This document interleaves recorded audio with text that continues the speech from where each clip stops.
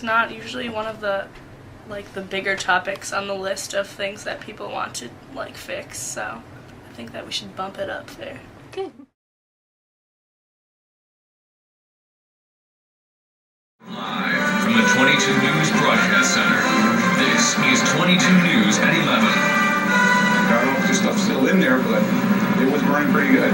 A former factory burns for hours and hours in Springfield. Good evening. Welcome to 22 News at 11. It is not the way Springfield firefighters wanted to end 2010. Fighting a fire that just doesn't want to go out. At last report, they expect it to burn all night. The fire started around 2:30 Thursday afternoon in a former factory building at 34 Front Street in Indian Orchard. He expects the fire to burn all night, and that the Springfield Arson and Bomb Squad has asked the state fire marshal to come here Friday to help determine what happened. Ledger told me that the fire is confined to the one building. No one was hurt. He said a small section of Main Street near Worcester Street is closed to keep cars from driving over the hoses. Now, today's mill fire caused a little bit of a scramble for some Minnetonka High School students. Stephanie Motyka and Varanka had arranged to do a school presentation at the mills tonight. Several local bands were scheduled to perform, and a documentary they had been working on was going to be shown. But unfortunately, the fire threw a wrench into those plans.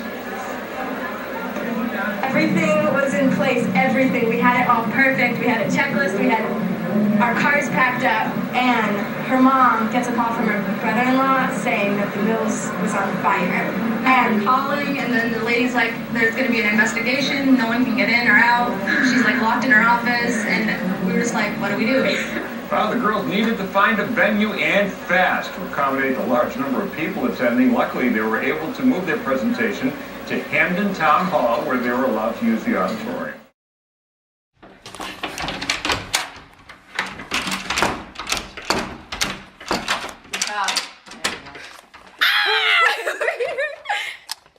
Oh, it's so warm in here.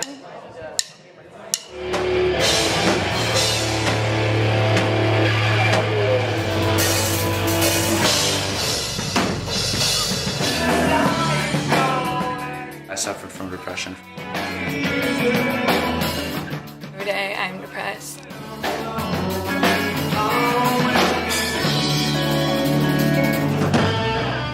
In middle school, I began to struggle with depression.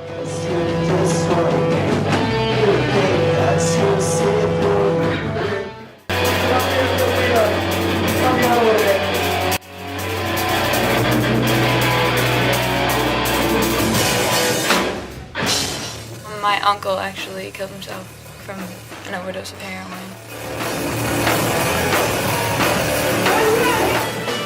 I have a family member who tried to commit suicide and failed, and tried again and failed.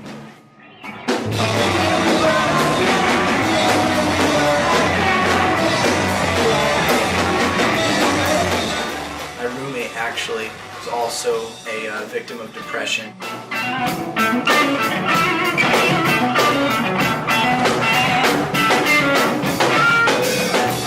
I tried to kill myself twice.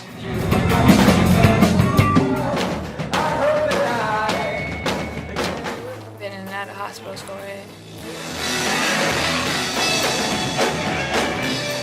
She had an addiction to prescription drugs.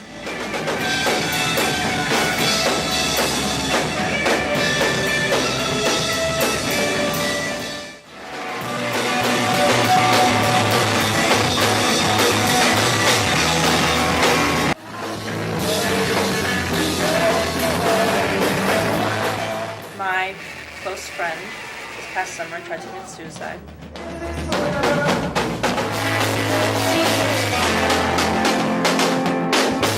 I can't remember where I said.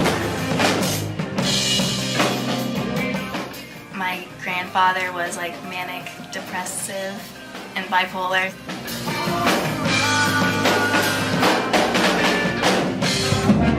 I don't know, some of my friends have just been depressed and stuff, but they hide it.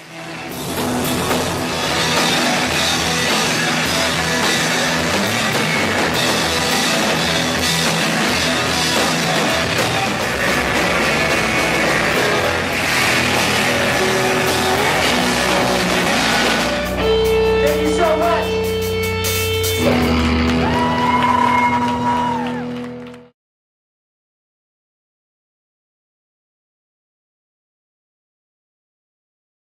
It's more seen as like, oh, they have like issues. People think people who have depression are weird, and like if you commit suicide, they're like afraid of you and just want to console you, but they just want to be normal people. Like, there's nothing wrong with them, they just have a sickness. Like, you don't shun people who have cancer, so you shouldn't shun them. And I just think people should make it more aware that it's a real problem.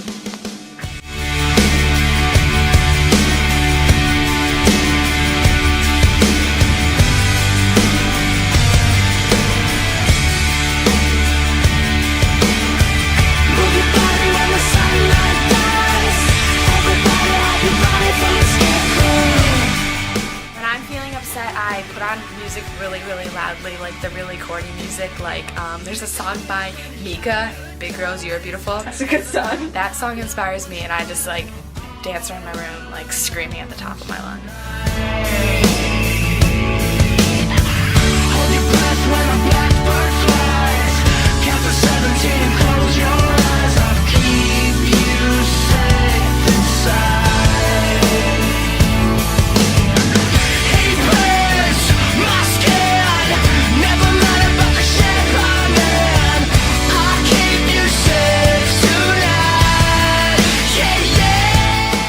Like hanging out with my friends or going to the studio.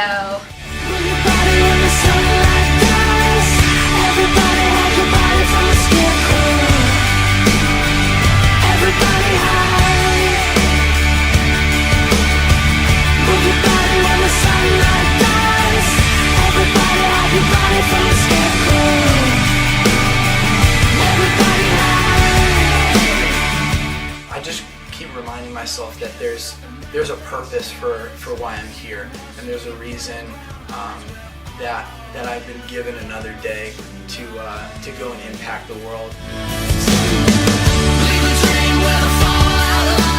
It's like to be outside in the rain when it's like falling down on you.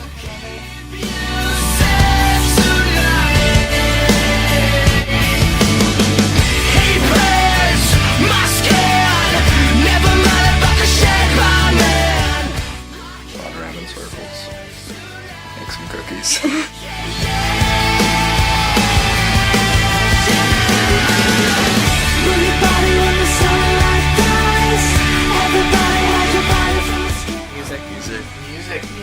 Music. Promote the fight, you know, play shows like we're going to play on the 30th, and incorporate, you know, that sort of a meaning into the music. I just think what you guys are doing is awesome. It makes me so happy and so proud of you guys. Oh.